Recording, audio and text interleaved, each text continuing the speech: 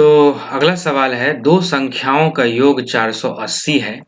यदि बड़ी संख्या में 2% की कमी आ जाती है और छोटी संख्या में 10% की वृद्धि की जाती है तो प्राप्त संख्याएं बराबर हो जाती है। सो बड़ी संख्या कितनी है? ठीक है, आओ इसको इंग्लिश में देखते हैं, फिर इसे सॉल्व करेंगे। ठीक है, क्या कह रहा है? The sum of the two numbers is 480। यानी कोई दो नंबर है, n1 प्लस n2 जो है वो 480 के बराबर है। इफ द बिगर नंबर, हमने मान लिया कि n1 is greater than n2, ठीक है, और हमें n1 ही पता करना है। यानी ये जो n2 जो है, ये वाला जो n2 जो आप यहाँ पे जो देख पा रहे हो, इस n2 को अगर मैं n1 के टर्म में लिख पाऊँ तब मैं आराम से सॉल्व कर लूँगा। ठीक है, तो इसी के लिए अगला आपको क्लू दिया गया है। If the bigger number is decreased by 2%, bigger number क्या है? n1। सो n1 को अगर आप 2% से घटाओगे तो ये क्या हो जाएगा? 98 n1 बटा 100। ऐसा मैं क्यों कह रहा हूँ? ये इसे लिखने के लिए मैं लिख सकता हूँ 0.98 n1। क्यों? कि देखो पहले ये n1 था, उसमें 2% घट गया तो n1 इंटू 2/100। एलसीएम लो, 1 और 100 का 100, तो 100 नीचे में, ऊपर में हो जाएगा 100 n1 minus 2 n1 is equals to 98 n1 by 100। तो यहाँ से आ गया 98 n1 बाई 100। तो हमने कहा कि 98 n1 by 100 is equal to क्या कह रहा है कि दोनों संख्या बराबर हो जाती है, लेकिन क्या? छोटी संख्या में 10% का बढ़ोतरी किया गया है, इंक्रीज किया गया है। छोटी संख्या में इंक्रीज है, तो आओ इंक्रीज करते हैं। छोटी संख्या n2 है, उसमें इंक्रीज कर देंगे अगर 10% से, तो सीधे ये क्या हो जाएगा? 10% से अगर आप बढ़ाते हो, ठीक है, तो ये सीधे क्या हो जाएगा? 100 में 10% घटाओगे, 10% बढ़ाओगे तो 100 में 10 रुपया जोड़ोगे तो 110, आउट ऑफ कितना? 100 रुपया। इसे डायरेक्टली लिख सकते हो 1.1 n2, लेकिन ये भी लिख लो, कोई बात नहीं है। कैसे आया? मैंने अभी आपको बताया कि 100 रुपया में 10 रुपया बढ़ाओगे तो कितना? 100 प्लस 10 तो 110। कितने में? 100 रुपया में। नहीं आता तो ऐसे करो, n2 पहले था, n2 में 10 से बढ़ा दिया। ठीक है, अब एलसीएम लेके कैलकुलेट करो, इतना ही आ जाएगा। तो ये क्या है? 110 n2 बाई 100 के बराबर है। ये तो कट गया। सो n2 is equal to 98 n1 बट्टा 110 आ गया। ये हमारा आ गया। ठीक है, अब आगे बढ़ते हैं। आगे ये क्या कह रहा है? आगे ये कह रहा था कि सम जो है वो बराबर है। तो आओ सम को कैलकुलेट कर लेते हैं, है ना। n1 प्लस n2, तो n1 को तो n1 ही रहने दो, n2 को लिख सकते हैं। n2 को क्या लिख सकते हैं भैया? 98 n1 बट्टा 110 इज इक्वल टू 480। सोल्व करो इसको, तो ऊपर में 110 n1 हो जाएगा plus 98 n1 divided by 110 is equals to 480। ठीक है, तो 110 और 98, तो 110 और 90 कितना? 200 प्लस 8 तो 208। ये क्या हो जाएगा? 208 n1 बट्टा 110 इज इक्वल टू 480। ठीक है, थोड़ा और कैलकुलेशन कर लेते हैं। तो n1 इज इक्वल्स टू, देखो इसी को हम यहाँ पे लिख रहे हैं। ठीक है, n1 इज इक्वल टू 480 गुणे 110 डिवाइडेड बाय 208। चलो इसको भाग देते हैं, 2 से काटो, 2 से 55, 2 से 104, फिर 2 से अगर इसको काटोगे 2 दूनी 4, है ना, और 2 चौके 8, 0, 240 टाइम लगेगा। ये कितने टाइम लगेगा? 52। फिर 2 से और काटो तो 120, 2 से कितना? 26, फिर 2 से काटो तो 60, 2 से काटो तो 13। तो यानी कि 60 गुने 55 divided by 13 will be the correct answer. 60 गुने 55 नहीं आता तो ऐसे कैलकुलेट कर लो, 50 प्लस 5, 6 5 6 30, 60 में 50 से गुना करेंगे तो 3000, और ये 60 में 5 से 300, तो 3300 बट्टा 13 जहां भी आंसर में होगा वही हमारा आंसर हो जाएगा। यही आंसर है। ठीक है। और इसको बदल लेते हैं। चलो नेक्स्ट क्वेश्चन को देखते हैं, अगला सवाल लेते हैं। ओके, अगला सवाल कहता है कि the next number in the finite sequence, यानी ये जो कुछ नंबर का सीरीज दिया गया इसमें अगला नंबर क्या होगा ये आप मुझे बताएं। तो सबसे पहली बात तो ये है कि अगर आप गौर से देखेंगे तो आप ये पाएंगे कि 216 क्या है, 6 1 36, 36 6 का 216, 6 का क्यूब है। लेकिन ये क्या है, ये 12 का स्क्वायर है, ठीक है ना, 12 का स्क्वायर है 144। 324 क्या हो सकता है बताओ, 18 का स्क्वायर 324 है, 18 का स्क्वायर 324 ही आएगा। 486 मेरे हिसाब से तो किसी का कुछ भी नहीं है, ठीक है। यानी कि ये क्यूब या परफेक्ट स्क्वायर का नंबर बनते हुए दिख तो रहा था लेकिन हुआ नहीं, ठीक है। तो इसमें हम कह सकते हैं कि सारे के सारे नंबर इवन नंबर है, हाजी है। तो क्या 2 से डिवाइड करके देखूं क्या, बिल्कुल। लेकिन देखो जब भी याद रखना मैं क्या कह रहा हूं कि जब भी आपको प्राइम नंबर, क्यूब, स्क्वायर ये सब ना मिले तो डिफरेंसेस पता करो। डिफरेंस क्या है इन दोनों का ये बताओ मुझे।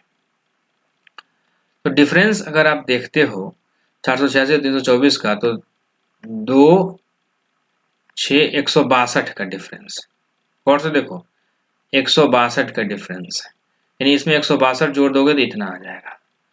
फिर इसमें और इसमें कितने का अंतर है वो बताओ मुझे। तो 216 में मैं कितना जोड़ूं कि 324 आ जाए,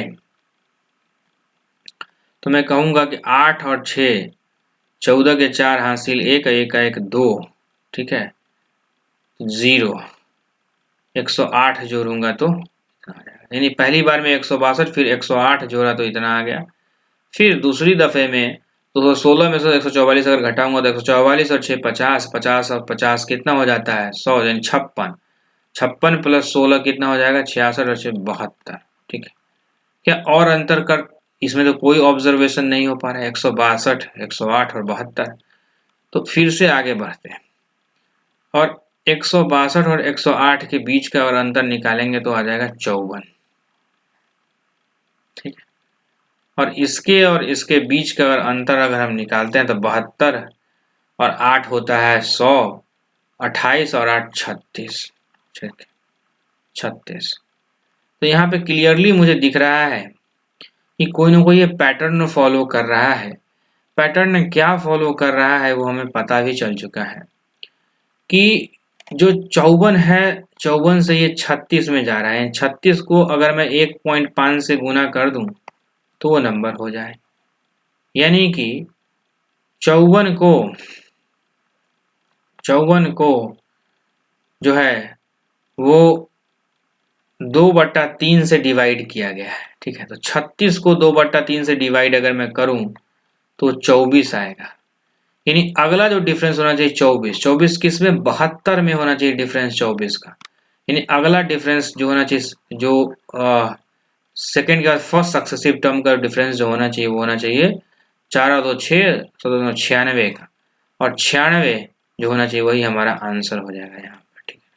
क्योंकि अगर मैं यहाँ पे 96 डाल दूं तो हमारा 144 में से 96 का जो अंतर होगा वो कितना हो जाएगा बताओ मुझे। 96 और 4 100, ठीक है, 48 हो जाएगा। 48 में से 72 घटाओगे तो 24 आना चाहिए। तो खत्म कहानी, आंसर हो गया 96। 96 ही करेक्ट आंसर होगा। इसको कैसे किया अगर आपको डाउट है तो दोबारा से आप पूछ लेना, मैं आपको बता दूंगा। कुछ नहीं करना है इसमें, बस एक पैटर्न ऑब्जर्व हो रहा था।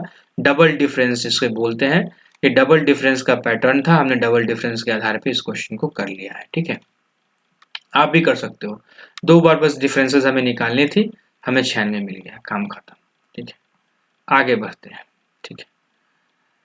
There are 5 routes to go from Prayagraj to Patna. सो प्रयागराज को हम मान लेते हैं PR। So PR to Patna जाने के हमारे पास 5 रूट है। तो 1 रूट, 2 रूट, 3 रूट, 4 रूट और 5 रूट, ठीक है। टू गो फ्रॉम, ठीक है, and 4 routes to go from Patna to Kolkata. So Patna to Kolkata जाने के लिए हमारे पास 4 रूट है, तो 1 route, 2 route, 3 route and 4 route, ठीक है। सो कह रहा है how many ways are possible for going from Prayagraj, Prayagraj से हमें पटना जाने के लिए कितना, प्रयागराज से कोलकाता जाने के लिए कितना रूट है, यानी कि ये प्रयागराज है, ठीक है ना, से कलकत्ता जाना है, लेकिन विया पटना, पटना से होते हुए निकलना है, पटना से होते हुए, पटना को स्किप नहीं कर सकते, डायरेक्ट रूट प्रयागराज से कलकत्ता का नहीं लेना है। तो भैया जब भी ऐसा हो तो जो पहले और दूसरे डेस्टिनेशन के बीच का जितना भी रूट है उसको लिख लो, और दूसरे से तीसरे में जितना रूट है उसको लिख लो, और दोनों को गुना कर दो, तो 5 चौका 20 will be the correct answer. ये इसलिए क्योंकि अगर मैं इसे समझाऊं एक एग्जाम्पल दे करके, तो मान लो अगर ये रूट ए है प्रयागराज टू पटना का, तो ये रूट सिर्फ मैं लेता हूं तो यहाँ पे 5 पॉसिबिलिटी बनती है। ए रूट, पहला रूट, दूसरा, तीसरा और चौथा, 4 पॉसिबिलिटी यहाँ पे बन गए ए से। फिर ऐसे ही बी से 4 पॉसिबिलिटी, सी से 4 पॉसिबिलिटी, डी से 4 पॉसिबिलिटी, ई से 4 पॉसिबिलिटी, तो 5 चौका 20 आंसर हो जाता है, ठीक है। अब अगला देखते हैं, which number should replace this in the following series. एक सीरीज दिया गया है, इसमें रिप्लेसमेंट के बारे में हमसे पूछा जा रहा है, तो आओ इसको कर लेते हैं। देखो क्या कह रहा है, 240 120 इजी टू ऑब्जर्व पैटर्न है क्या? मैं कहूंगा हाँ जी हाँ है। कैसे है? क्योंकि आपको ये पता चल पा रहा होगा कि ये जो हमारा है, ये जो हमारा है वो क्या हो रहा है, आपको 1/2 हो रहा है, यानी कि आधा हो जा रहा है, ठीक है। ये टर्म आधा हो जा रहा है, ठीक है ना। तो अगला टर्म क्या हो, तो अगला टर्म कुछ भी हो, लेकिन इसके टर्म में देख लेते हैं कि ये 2 गुना हो रहा है, 18 दूना, और ये कितना गुना हो रहा है, ये 2.5 गुना हो रहा है, क्योंकि 360 गुने 2 करोगे तो 720 होता है, और अगर 2.5 कर देते हो यानी 5/2 कर देते हो तो ये 900 हो जाता है, ठीक है। तो हम गौर से अगर देखते हैं तो यहाँ पे 0.5 का अंतर था, यहाँ 2.5 का अंतर था, यानी अगला 1 होगा और इसके बीच का 1.5 होना चाहिए, ठीक है। तो अगला 1 हो तो 120 का 1 ही होने के लिए 120 ही होना पड़ेगा, तो 120 का 120 1 हो गया, और 120 का 180 क्या हो गया, 1.5 गुना हो गया, तो यही करेक्ट आंसर है, खत्म कहानी। अब अगला क्या कह रहा है, select the most suitable statement. सबसे सुइटेबल स्टेटमेंट ये बोला है चूज करने के लिए। Every circle is an eclipse, क्या ये सही है? बिल्कुल सही स्टेटमेंट है। क्यों सही है मैं आपको बताता हूं, देखो, सॉरी नॉट एक्लिप्स, इलिप्स, ठीक है। इलिप्स जो होता है ना वो कुछ इस प्रकार का होता है, ठीक है, इलिप्स कुछ इस प्रकार का होता है। तो अगर मान लो ये कार्टेशियन कोऑर्डिनेट में ड्रॉ करता हूं और इलिप्स अगर कुछ ऐसा है, तो क्या कह रहा है, एवरी सर्कल इलिप्स हो सकता है क्या? बिल्कुल हो सकता है, ठीक है, लेकिन तभी जब आपको ये ओरिजिन से पास करे and x square plus y square बराबर आर स्क्वायर हो जाए, यानी इलिप्स का जो सेंटर हो, पॉइंट हो, ओरिजिन हो जाए। क्योंकि देखो सर्कल का इक्वेशन क्या होता है, एक्स माइनस ए का whole square plus Y minus B का whole square equal to R square. तो ए और बी अगर 0 0 अगर हो जाता हो तो x square plus y square r square circle का इक्वेशन है। तो एवरी सर्कल एक इलिप्स तो है, लेकिन प्रत्येक इलिप्स जो है वो सर्कल नहीं होता, vice versa is not true, यानी प्रत्येक जो वृत्त है वो इलिप्स है, लेकिन प्रत्येक इलिप्स वृत्त नहीं है, याद रखें। क्यों? क्योंकि देखो ये इलिप्स होता है, ये है इलिप्स, ठीक है, और इस इलिप्स के अंतर्गत ही गौर से देखोगे तो हम एक सर्कल ड्रॉ कर सकते हैं, ठीक है। तो प्रत्येक जो सर्कल होता है एक इलिप्स होता है, इसके लिए बस कंडीशन होती है, ठीक है ना।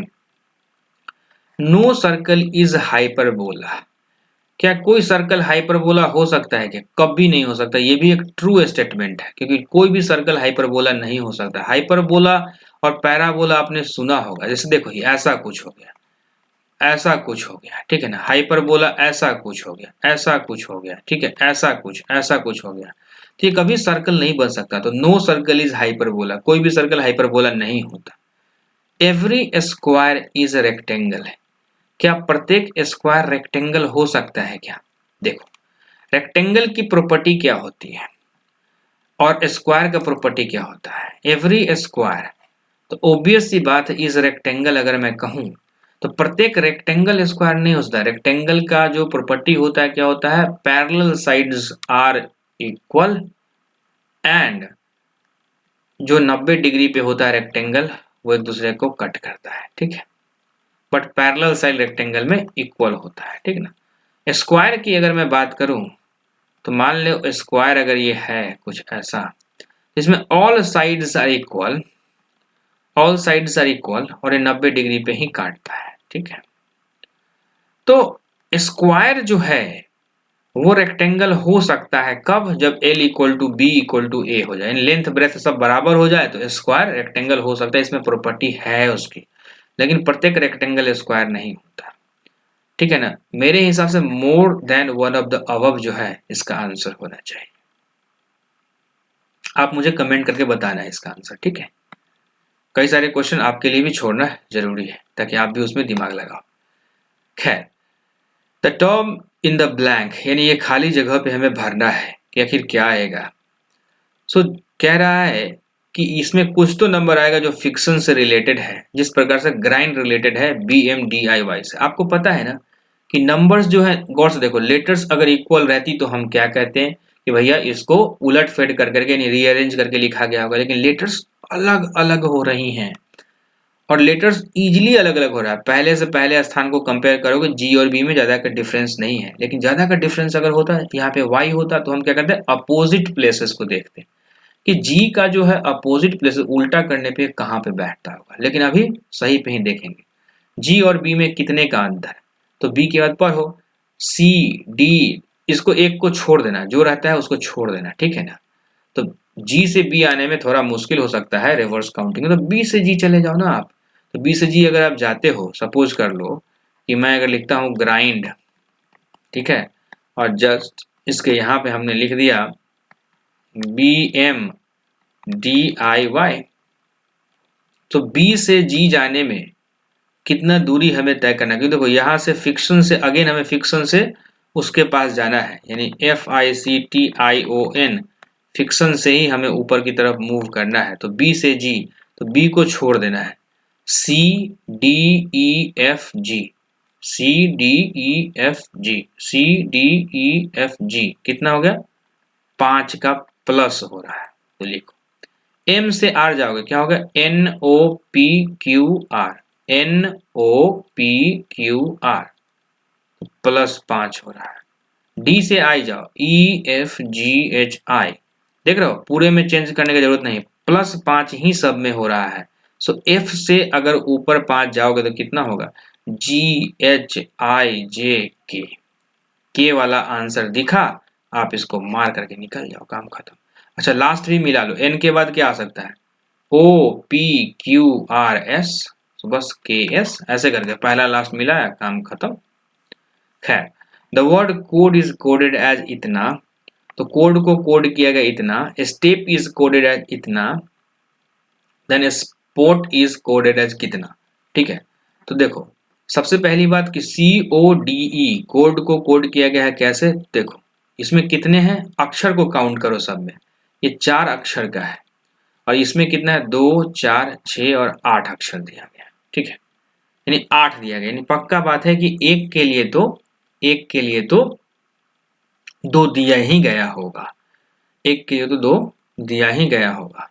लेकिन बात प्रॉब्लम यहीं पे समझ में आ जाती है कि एक के लिए अगर 2 दिया गया है तो 27 से कम ही होना चाहिए। तो 15 16 19 अगर एज्यूम करवा भी लूं तो 91 कभी, कॉमन सेंस लगाओ, 91 किसी की वैल्यू नहीं हो सकती है।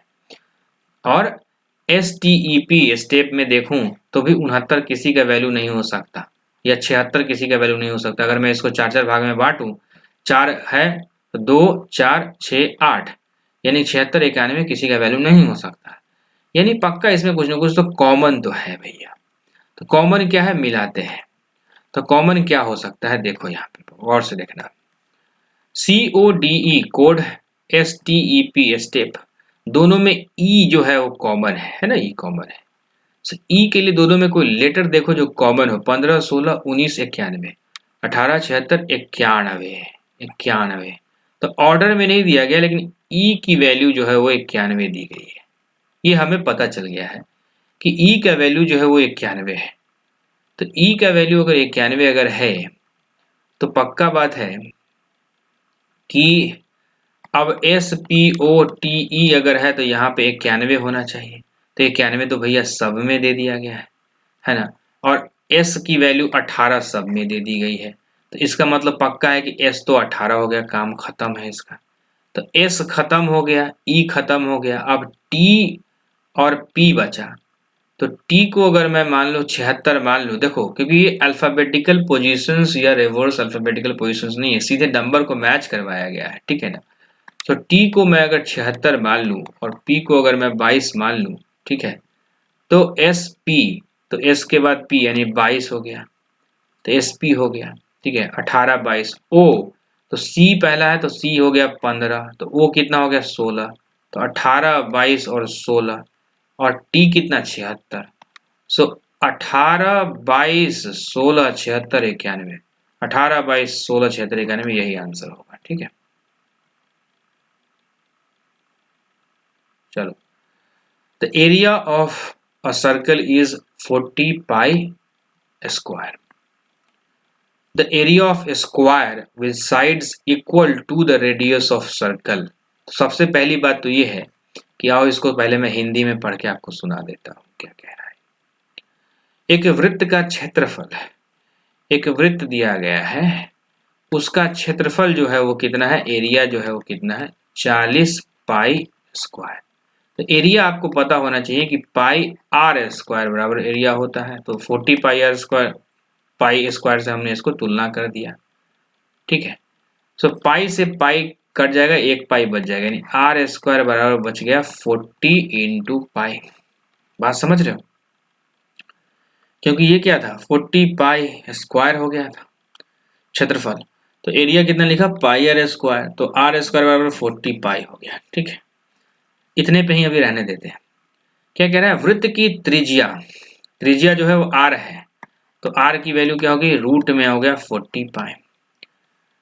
भुजाओं वाले वर्ग का क्षेत्रफल, यानी वृत्त की त्रिज्या के बराबर भुजाओं वाले वर्ग का क्षेत्रफल है, यानी भुजा बराबर है, यानी वृत्त का त्रिज्या जो है, जो आर है, वही साइड ऑफ द स्क्वायर है।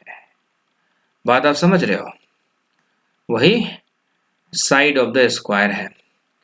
तो हमसे क्या कहा गया है, क्षेत्रफल क्या होगा, तो स्क्वायर के एरिया क्या होता है, ए स्क्वायर, यानी एरिया का स्क्वायर। तो ए स्क्वायर यानी कि आर स्क्वायर, तो आर स्क्वायर यानी क्या, 40 पाई।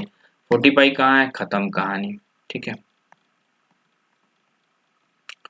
मैंने वहीं पे कर दिया 40 पाई, ठीक है। चलो, two numbers are in the ratio, ratio में नंबर जब भी दिया जाए तो याद रखना, एक नंबर को मान लो 21x, दूसरे को मान लो 10x, ठीक है।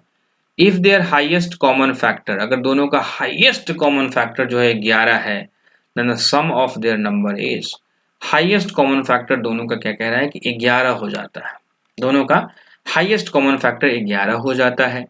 तो कह रहा है कि सम ऑफ द नंबर कितना होगा, भैया देखो दोनों का हाईएस्ट कॉमन फैक्टर दोनों के नंबर का क्या है, 11 है। लोएस्ट कॉमन मल्टीपल नहीं बोल रहा, ये बोल रहा है कि हाईएस्ट जो कॉमन फैक्टर है वो 11 हो सकता है, इससे ज़्यादा कुछ भी नहीं है। चलो ठीक है, गुना कर देते हैं, 21 गुने 11 प्लस 10 गुने 11, ठीक है। ये दो नंबर्स हैं, are in the ratio of 21 गुने 10, ठीक है। If their highest common factor is 11, then the sum of the number is कितना, तो भाई दोनों को समेशन कर दो, तो इसको क्या लिख सकते हो, 210 प्लस 21, है ना। अरे 20 प्लस 11 लिखा, 20 प्लस 1 लिखा ना, तो 11 हो जाएगा यहाँ, सॉरी 20, 21 को हमने लिख दिया 20 प्लस 1 गुने 11, तो 11 दूनी 22, तो दो, सॉरी यहीं पे मिस्टेक हो जाता है, 20 प्लस 1 21 गुने 11, तो 11 दूनी 22, तो 220 और 11, तो 1 3 2 231, और यहाँ से हो गया 11 दाएं के 110, तो 1 4 341, 341 कहीं पे है क्या, वही आंसर हो जाएगा। क्या कह रहा है ये क्वेश्चन, गौर से पढ़ा आपने कि two numbers are in the ratio, ratio में तो हमने मान लिया कि एक नंबर 21x दूसरा 10x हो गया।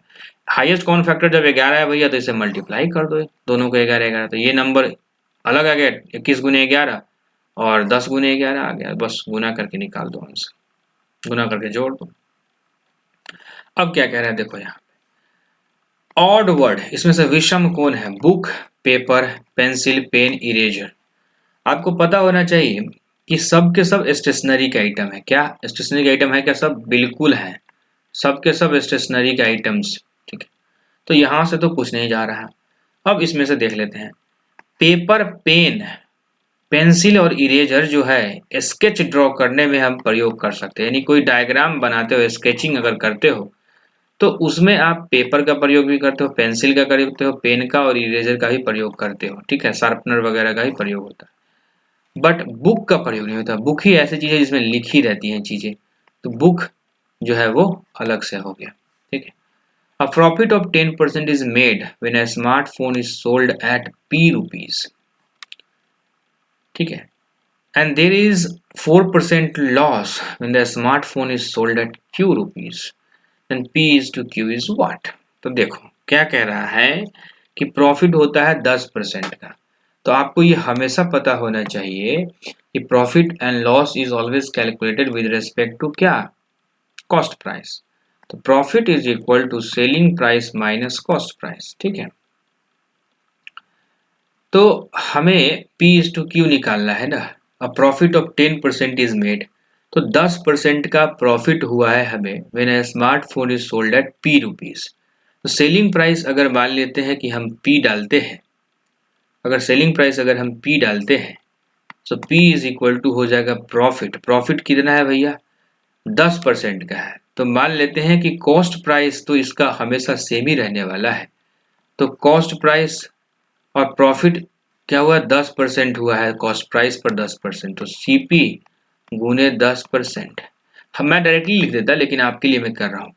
जब भी ऐसा क्वेश्चन आए और अगर आर्टिकल सेम हो, स्मार्टफोन ही है, सेम ही स्मार्टफोन है, बस प्रॉफिट एंड लॉस अगर बदल रहा हो तो डायरेक्टली लिख दो ना, क्योंकि 100 रुपया में खरीदा होगा तो प्रॉफिट हुआ 10%, 110 हो गया, तो सीधे यहाँ पे मैं रहता सीधे लिखता 110, ठीक है। लेकिन अभी यहाँ पे मैं लिखता हूँ 110 CP/100, P की वैल्यू हो गई, ठीक है। लॉस क्या है, 4 का है, तो मैं अगर डायरेक्टली रहता तो मैं सीधे लिखता क्या, 96 लिखता, मैं 96Q/100 लिखता और फिर मैं उसका रेशियो पता कर लेता, 110:96 आ जाता, ठीक है। लेकिन चलो इसको भी कर लेते हैं। तो लॉस का फॉर्मूला क्या होता है, तो लॉस का फॉर्मूला क्या होता है, loss is equal to cost price minus selling price, ठीक है ना। When the smartphone is sold as Q, तो इसको Q मान लिया, so Q is equal to cost price minus loss of 4%। Loss किस पे, कॉस्ट प्राइस पे, तो कॉस्ट प्राइस का 4/100, तो कितना हो जाएगा, 96 CP/100 इज Q।